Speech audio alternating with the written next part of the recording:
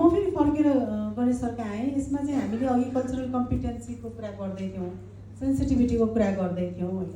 यो सांस्कृतिक रूपमा संवेदनशील प्र्याक्टिसेसहरू, कल्चरली रेस्पोन्सिभ सर्भिसेसहरू को लागि कस्तो प्रकारको कम्पिटेन्सी चाहिने होला, कस्तो प्रकारको क्षमता चाहिने होला? कस्तो ट्रिकी कुरा हो है यो। अनि कम्पिटेन्सीको हामी कुरा गर्दैछौँ। आई रिमेम्बर मैले एउटा चाहिँ इन्डियन टिचरहरूसँग एउटा कोर्स लिएको थिएँ। अनि त्यहाँको टिचरले भन्नुभएको एउटा त्यो सेन्टेन्स मलाई कस्तो याद आइरहेको थियो कि यहाँ के हो के सिखो भनेर भन्नुभएको थियो क्या उहाँले।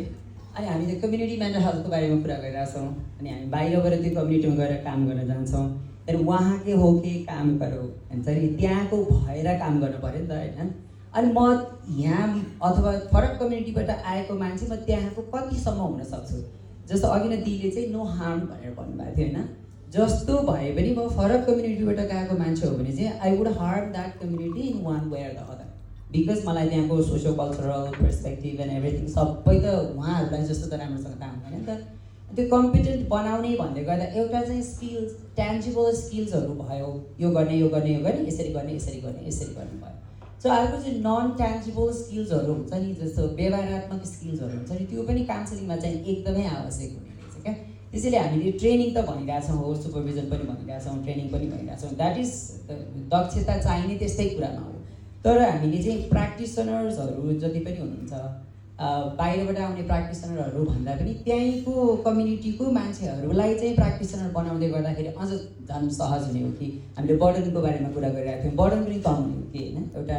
दोस्रो कुरा चाहिँ बाहिरबाट प्र्याक्टिसनरहरू गएर कम्युनिटीमा काम गर्नु परिरहेछ भने उहाँको सेल्फ अवेरनेस एबाउट यो कम्युनिटीको मान्छेहरूको बारेमा सेल्फ अवेरनेस कस्तो छ त होइन। त्यो कम्युनिटीको मान्छेहरू we are human beings, everybody is biased, हामी सबैजना बायस्ड छौँ, हामीसँग बायसेस छ।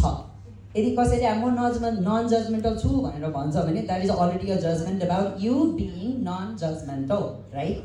अनि मसँग भएको जजमेन्ट्सको बारेमा म अवेर छ कि छैन त, र मैले त्यो कम्युनिटीमा बसेर काम गर्दै गर्दाखेरि त्यो जजमेन्ट्स चाहिँ कतिको आइरहेको छ त भन्ने कुराको अवेरनेस पनि आई थिङ्क यो कम्पिटेन्समा एकदमै आवश्यक छ जस्तो लाग्छ। हामीले एमएच ग्यापको बारेमा कुरा गरिरहेछौँ, बट अल्सो त्यसमा सुपरभिजन भएको छ कि छैन, सुपरभाइजर्सहरू चाहिँ ओके बसेर सुपरभाइज मात्रै गरिरहेछ कि मेरो सुपरभाइजरले कुन कम्युनिटीको मान्छेहरूसँग काम गर्छ र त्यो कम्युनिटीको मान्छेको बारेमा मसँग अवेरनेस छ कि छैन। I think that is also another competency हामीलाई हुनुपर्ने होइन। अनि जस्तो एडाप्टेसनको कन्टेक्स्चुअलाइजेसनको अनुराधाजीले अघि नै भनिसक्नुभयो, त्यो गर्दै गर्दाखेरि चाहिँ नेपालीमा त हामीले गऱ्यौँ तर फरक कम्युनिटीकोमा भएको छ कि छैन। अनि हामीले यही छलफल गर्दै गर्दाखेरि चाहिँ म प्रज्ञाजीको कुरा थोरै भन्छु फेरि होइन।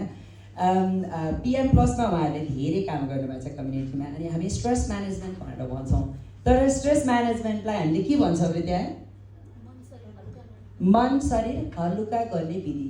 त्यो प्रज्ञाजीले अथवा मैले अथवा हामीले भनेको होइन, त्यो कसले भनेको, कम्युनिटीको मान्छेले भनेको।